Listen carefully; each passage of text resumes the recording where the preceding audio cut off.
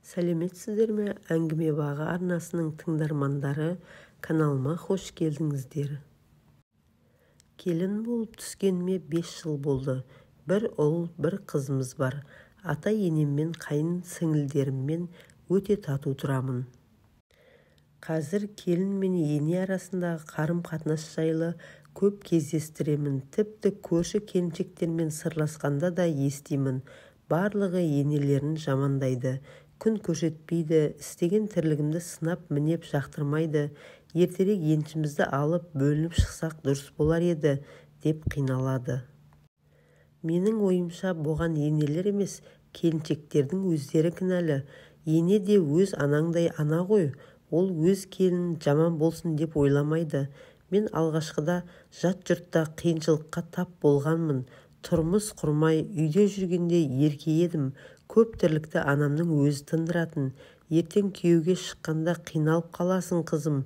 Менің істегенімді істеп үйрен деп ол кісі талай рет ақыл айтқан. Анамның айтқаны алдымнан шықты. Күйеуге шығып ақ босағаны аттаған күннен бастап үйдегі күйбең тірліктің көбінен бейхабар екеніме көзім жетті. Енемнің мінезі адуынды, ашуы тез, бетің бар, жүзің бар демей тіке айтып тастайды. Мен ол кісіден сөгіске толы ескерту естісем де, қабағымды шытып ренжімеуге тырыстым. Енемнің ашуы қайтқан кезде, апа, орашолақтығымды кешіріңіз, үйренуге тырысамын, мынаны қалай істейін, айтып жіберіңізші деп өзінен ақыл сұрайтынмын. Енеме жағымпазданбаймын, бірақ көңілінен шығуға тырысамын. Кейде, апа, бір жеріңіз ауырып отыр ма, дәрі ішесіз бе, аяқ қолыңызды уқалап берейін, деймін. Жылы сөз кімнің болса да жадыратады емес пе?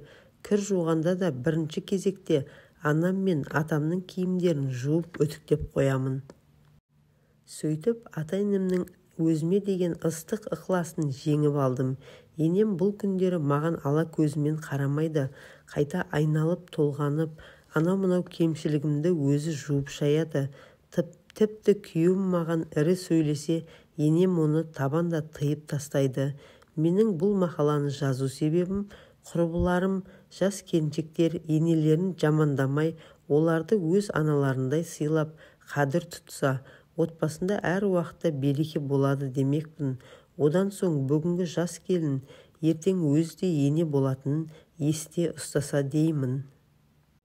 Құрметті тыңдарман, әңгіме ұнаса каналыма тіркеліп лайк басып кетіңіз.